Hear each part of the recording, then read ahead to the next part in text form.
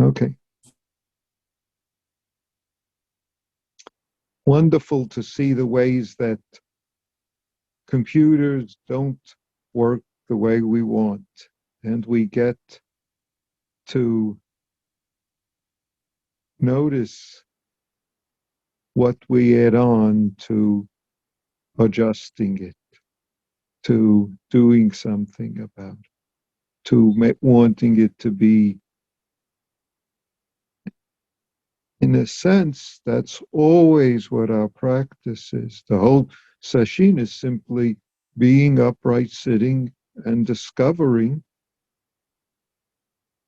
how and where we, so to speak, veer off, don't want to be where we are, don't allow this arising, passing moment as is.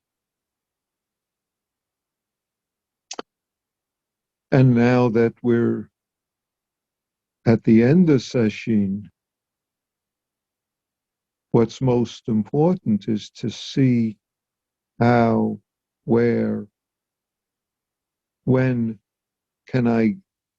must I continue this practice in the midst of the circumstances of life where neither I nor all of them or most of them remember much of the time that life is a session. Life is this unified heart mind practice that we are, this universe that is our life. And instead, we want to believe, or don't want to believe, but hook on to beliefs that arise about how it should or shouldn't be. Hook on to reactions about it. In the Gatha, we say time passes swiftly. In a way, this is something the Buddha emphasized often. He said that we never know when we will no longer have opportunity of practice. So therefore, in a sense, we have the sesshin, and the sesshin is a reminder and a support to use all the after sesshin time to maintain and continue the practice of being present, the practice of noticing where greed, anger, confusion arise. And of course, those are just three broad categories where seeing where I am caught up in fear, I am holding to upset, I am reacting, and I emphasize I because that's where we have the practice opportunity, not where others should do things differently or be other than. In a sense, that's what the verse that I mentioned that Joko brought up. Thanks for everything. I have no complaints whatsoever. That's what that verse, that practice reminds us, especially of the complaints that come up seemingly naturally, thoughts, entangling thoughts, self-centeredness, because complaints are only self-centeredness.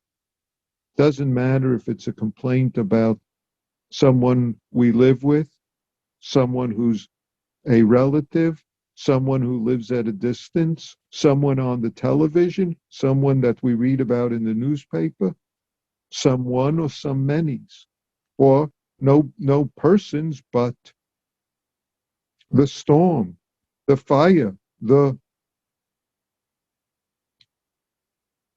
complaints arise, and complaints are all an opportunity for us to notice, if I use the word, the requirements we have of self and others, about the way the world should be, which is all a form of self-centeredness, all a form of us wanting to impose on the moment what we've thought about. We often aren't aware of this consciously. It's often not even in our mind, except when it arises in the circumstance of the moment.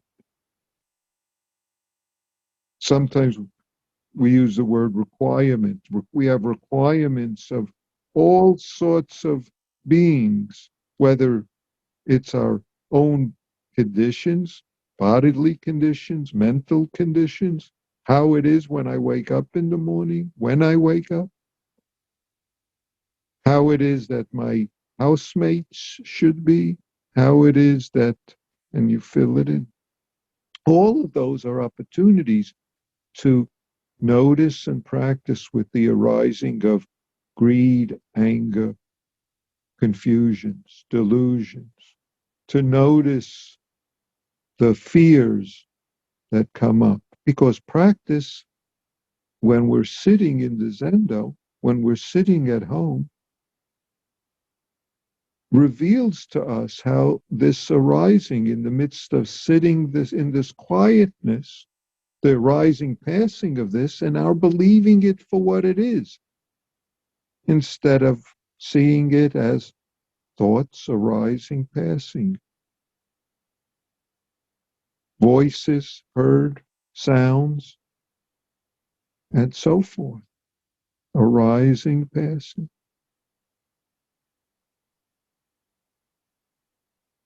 So now that we've had the opportunities of Sesshin, where we get to notice, and if I use the word practice with this, work with this, notice it, we're going to continue doing this in all sorts of other circumstances.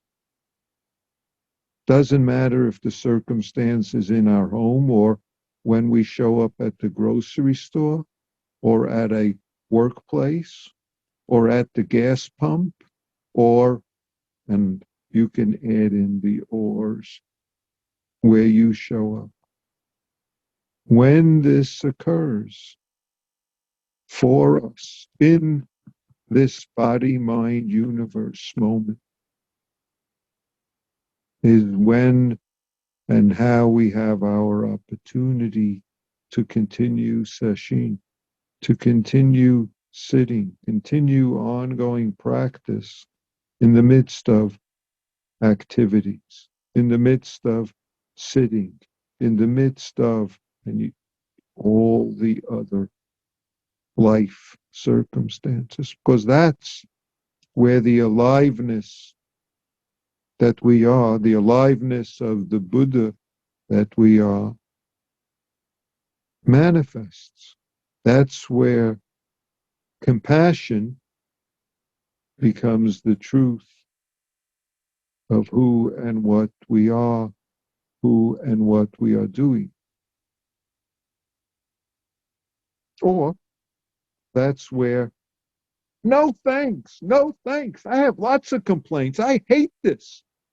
If that's what's there, thanks for everything. I have no complaints. Right there is the practice with that. The universe is going to support us, guaranteed.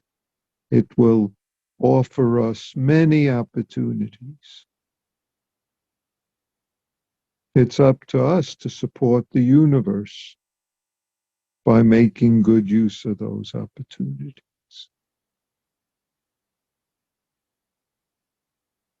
So the universe is your sesshin now.